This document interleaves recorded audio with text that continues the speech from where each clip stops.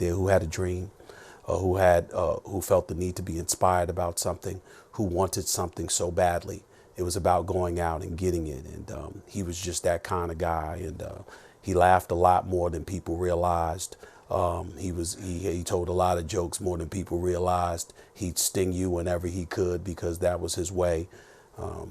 He was a guy that he was a great basketball player. He was a great father. He loved his wife, and that's obviously tremendously. He was a great friend. We were just together on New Year's Eve, and we were supposed to meet again in a few weeks to discuss some things and to just hear the news that he passed away, particularly in this fashion.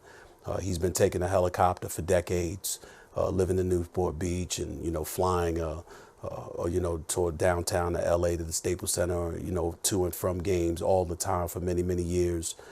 He loved being in that helicopter. He certainly was never really concerned about it. And for him to be gone, particularly through these means, is incredibly tragic, and it's sad. And to know that his daughter was on a helicopter with him, it just resonated even that much more profoundly. So obviously it's incredibly sad for me, incredibly sad for the NBA community, and it's just hard to put it in words, to be quite honest with you. That's the best I can do.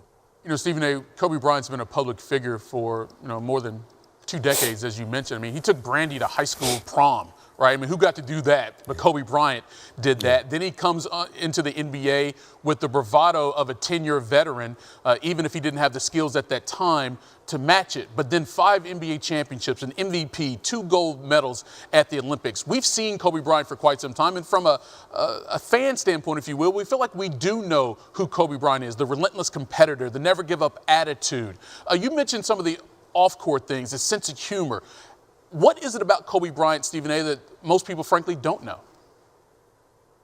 Well, I would tell you that, again, I use the word motivational because I think that a lot of times when people look at him and they take some of the words and some of the things that he spewed, they try to attach it to athletics, but he wasn't about that. He was about life. When I spoke at the University of Alabama for Nick Saban last year, Kobe had spoken prior to that, I think a year earlier than that. Anywhere he could go to inspire people to be the best that they can be, that was something that he wanted to do. He didn't want to just do it through his words, however. He wanted to continue to do it through his own work, to show that basketball was just one element of what he was all about. It certainly didn't limit him in any way. He spoke several languages fluently, obviously Italian, Spanish, and of course English. I mean, this guy was highly intellectual. He was a brilliant mind, and he was not shy about letting you know that he was brilliant because he never believed he was. He was on a mission to constantly elevate himself intellectually. That's just the temperament that he had. But he also wanted to be inspirational in that regard. I remember years ago when I had the show, quite frankly, on ESPN2, and people used to talk about me, interviewing people, and they used to bring up folks like Oprah and others. He used to say, damn all of that, not Oprah, Harpo.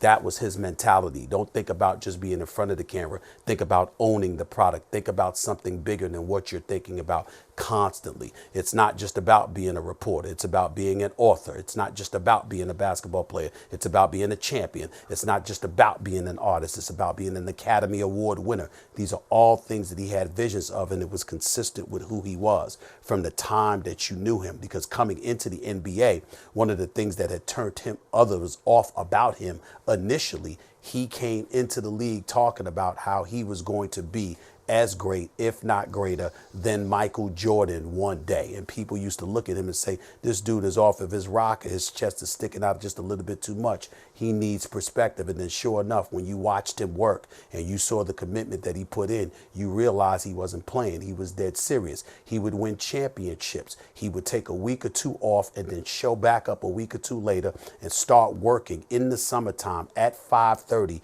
in the morning. This is what he did religiously. When other people were taking vacations, he was studying. When other people were taking breaks, he was working out. That was his entire mentality about anything and everything. And if you were going to be around him and you talked about aspiring to do something, one of the biggest things he would question you about was the work that you were putting in. He would probe, he would interrogate, because he wanted to make sure that you were doing what you said that you wanted to do, that you, if you were truly aspiring to go after what you were aspiring to go after, he wanted to judge what you were doing for yourself to see how seriously he could take that you really meant what you said about really, really going for it. That was his mentality all of the time. And he was that way with teammates. He was that way with executives. He was that way with league officials. He was that way with contemporaries. He certainly was that way with me, along with a bevy of other people that he called friends or called one of his boys or whatever the case may be. That was his mentality. And all of that shaped Black Mamba, the Mamba mentality. You either had to adjust to the program or you didn't want to be around him because he wasn't going to change, because he knew he was right and you were probably wrong if you were against him. Yeah, that work ethic was notorious for Kobe Bryant. I mean, he would show up to games or before practice, sometimes before shoot around, after going through a full workout and have to go change it to dry clothes just so he could get ready for the practice or the shoot around before the game that night. That's how committed Kobe Bryant was. Steve, stand by, because we're getting more and more reaction from around the league on the death of Kobe Bryant in a helicopter crash outside of Los Angeles around 10 a.m. this morning there in L.A. Alvin Gentry and the Pelicans have a game coming up later this evening. He was asked to give his thoughts on Kobe passing away at the age of 41.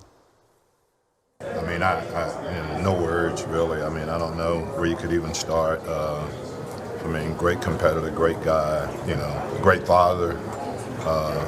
Just really, really a sad day for the NBA. You know, obviously, thoughts and prayers go with his family, go with the whole Laker organization, really, you know. And, I mean, they've lost, you know, one of the greatest players, but also a guy that's just, you know, his name is synonymous with that franchise. So, you know, it's a tough day, you know, to hear of his passing, and, you know, one of his daughters, you know, it's just a real tragic thing. Stephen A. Smith still with us here on SportsCentre. Alvin Gentry brought up a good point. Kobe wasn't just a marquee player, Stephen A. He also played for a marquee franchise, and that combination is so much a part of Kobe's legacy as well, because you played for an organization that had Elgin Baylor, had Jerry West, had Magic Johnson, had Kareem Abdul-Jabbar, had Shaquille O'Neal. With all of that together, how would you describe what Kobe's legacy will be within the game itself? Well, he's arguably the greatest Laker of all time. People have brought up Magic Johnson. They bring up him. It's one of the two. Obviously, you appreciate the greatness of Kareem Abdul-Jabbar, the all-time leading scorer in NBA history, 19-time All-Star, one of the greatest centers. But he was originally in Milwaukee before he came to L.A. Magic Johnson pretty much played his whole career in a Los Angeles Laker uniform. Kobe Bryant played all 20 years of his career in a Los Angeles Laker uniform. You ask Kobe who was the greatest Laker, he'll tell you Magic. You ask Magic who was the greatest Laker of all time, he'll tell you Kobe.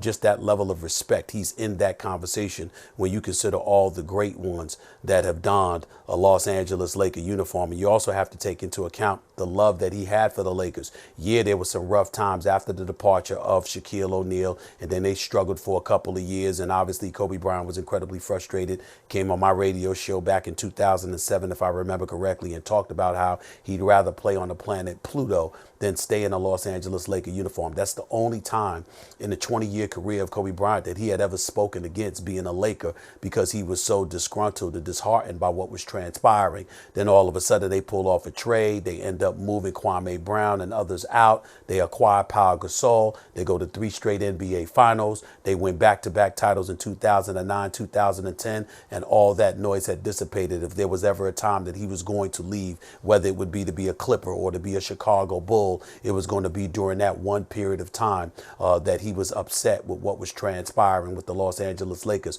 But that was the only time that it was ever an option for him to be anything other than a Laker. He loved the purple and gold. He loved representing Laker Nation, and he loved living up to the tradition of excellence that the Los Angeles Lakers had put forth as one of the storied franchises in the history of sports.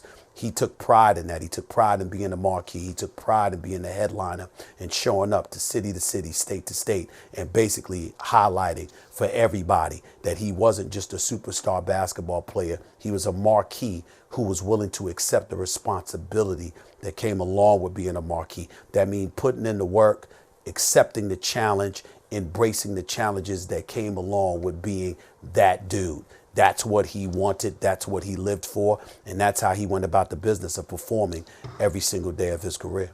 yeah, Kobe and the Lakers, it's hard to separate the two of them in the city of Los Angeles as well, mourning, obviously, the loss of Kobe Bryant. Stephen A. Smith sharing his thoughts and perspectives here.